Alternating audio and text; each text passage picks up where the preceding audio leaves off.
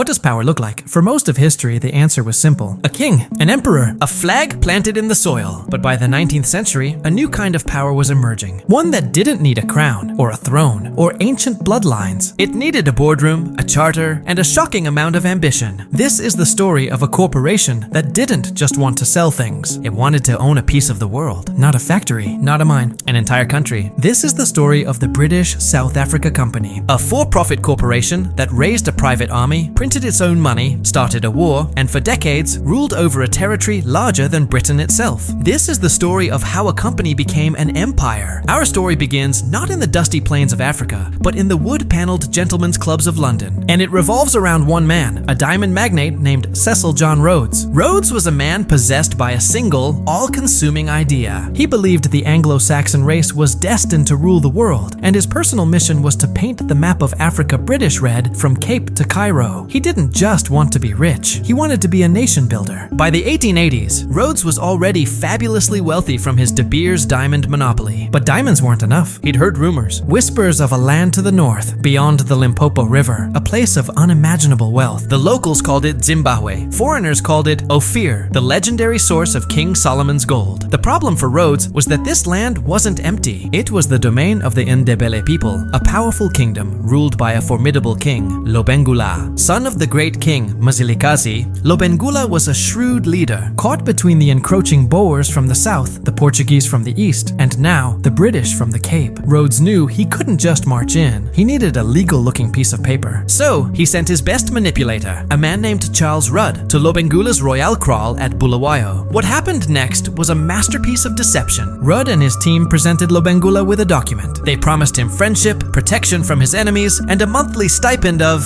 wait for it, 100 British pounds, 1,000 rifles, and 100,000 rounds of ammunition. In return, they asked for one small thing: the exclusive, complete, and total right to mine throughout Lobengula's entire kingdom. The language barrier was immense. The concepts of exclusive mineral rights and land ownership were alien. Lobengula was skeptical, but he was also under pressure. The rifles in particular were a powerful temptation in a volatile region. After much deliberation, and likely without fully comprehending the catastrophic fine print, Lobengula put his mark to the document. It became known as the Rudd Concession. When the terms of the concession reached London, it caused a scandal. 1,000 rifles to a powerful king? It was like pouring gasoline on a fire. But Rhodes was undeterred. He took this one, dubiously acquired document, and went to the British government. His pitch was simple: give me a royal charter. Let me act with the power of the British crown, but with my own money. I will extend the empire for you, at no cost to the British taxpayer. On October 29th, 1889, Queen Victoria signed the charter. The British South Africa Company was born. Let's be clear about what this meant. This wasn't a trade license. A royal charter gave the company the power to administer a vast, undefined territory, raise a private police force, make treaties, build railways and telegraphs, and most incredibly, to bank. It was, for all intents and purposes, a license to create a corporate state. The first order of business was an army. Rhodes called it the British South Africa Company's Police. History would remember them by a different name: the Pioneer Column. In 1890, a carefully selected group of 189 white male settlers, escorted by 500 BSAP troops, marched north out of South Africa and into Lobengula's lands. Their orders were not to confront the Ndebele, but to settle in a region the Shona people called Harare and to find gold. They raised a flag over their new fort. It wasn't the Union Jack, it was the BSAC flag, and they named the settlement Fort Salisbury after the British Prime Minister. The corporate colony had its capital, but peace was fragile. Lobengula watched, growing increasingly angry as more and more settlers arrived on his land, digging up his earth. He is famously quoted as saying, "Did you ever see a chameleon catch a fly? The chameleon gets behind the fly and remains motionless for some time. Then he advances very slowly and gently, first putting forward one leg and then another. At last, when he is within reach, he darts his tongue and the fly disappears. England is the chameleon, and I am the fly." The dart was coming. Tensions boiled over into the First Matabele War in 1893. The pretext was a series of raids. The reality was that the company wanted Ndebele land and cattle, and the Ndebele wanted the settlers gone. The war was brutal, but short. The company had something the Ndebele did not: the Maxim gun. It was one of the first true machine guns, and against traditional impi formations, it was a weapon of mass destruction. One Ndebele warrior later described it as the gun that spat bullets like rain. Lobengula's capital, Bulawayo, was burned. The king himself fled into the bush and died under mysterious circumstances, his grave never found. The mighty Ndebele kingdom had been defeated, not by the British British army, but by the armed wing of a corporation. With the Ndebele subdued, the BSAC's corporate state went into full swing, and this is where the story becomes a chilling lesson in the mechanics of privatized power. First, they created a land system. The company declared that all land now belonged to it. It carved up the country, giving vast, prime tracts to the pioneers and company officials, while forcing the native population onto crowded, poor-quality reserves. This wasn't just displacement. It was a way to create a landless labor force that would have no choice but to work in the company's mines for pitiful wages. Second, they created a tax system. The company imposed a hut tax, a cash tax on every native dwelling. Since Africans had no cash, they were forced to sell their labor to the company to earn the money to pay the tax to the company. It was a perfect, brutal circle of control. And third, and most fascinating for a channel about money, they created a financial system. The British South Africa Company printed its own money. Stamped with the company's crest, these pounds and shillings were the only legal tender in the territory. If you wanted to buy or sell anything, you had to use the company's scrip. It was a total monopoly on the very concept of value. Think about the power in that. They controlled the land you lived on, the police who enforced the law, and the money in your pocket. This wasn't colonialism with a veneer of royal administration. This was a corporate takeover of human lives. But the gold, the very reason for this entire venture, was a phantom. The vast, legendary gold reefs of King Solomon failed to materialize. The shareholders in London were getting restless. The company was bleeding money. To distract from the failure and to grab more assets, the company's administrator, a man named Leander Starr Jameson, made a catastrophic miscalculation. He launched a raid into the neighboring Boer Republic of the Transvaal. It was a humiliating failure that nearly cost Rhodes his career and bankrupted the company. And then the people pushed back. In 1896, the Ndebele rose up in a coordinated rebellion, what became known as the First Chimurenga. They were soon joined by the Shona, who had also suffered under company rule. It was a fierce, spiritual war, led by powerful spirit mediums who promised that the ancestors would turn the white man's bullets into water. For the first time, the company was truly on the brink. Its forces were stretched thin, its administration in chaos. The rebellion was only put down with extreme brutality, but it had exposed the company's rule as fundamentally unstable and illegitimate. The fly was fighting back, and the chameleon was looking vulnerable. The BSAC would continue to rule for another quarter of a century, but the dream was dead. The great gold finds never came. The territory, now called Rhodesia, became a byword for a failed corporate experiment. In 1923, after a referendum, the British government finally stepped in. The shareholders were given compensation, and the company relinquished its political control. The corporate state was dissolved, but its structures of land dispossession and racial inequality were baked into the new self-governing colony, creating a toxic legacy that would fuel a second, and far bloodier, Chimurenga decades later, ultimately leading to the modern nations of Zimbabwe and Zambia. So, what are we to make of this story? The British South Africa Company was a terrifying preview of a world where the lines between corporation and state are erased. It was a sovereign entity whose primary duty was not to its citizens, but to its shareholders. Its laws were designed for profit, its justice was administered for control, and its currency was a tool of domination. It was, in a very real sense, the world's first and most complete corporate state. It shows us that the most potent power isn't always a flag or a crown. Sometimes it's a balance sheet, a private army, and a charter that grants one company the audacious right to own a country. The echoes of this model are all around us today, in the power of global corporations that rival nations in wealth and influence. The story of the BSAC is a century old, but its warning is for our time. Profit becomes the country. A corporation becomes a state when profit is its only law.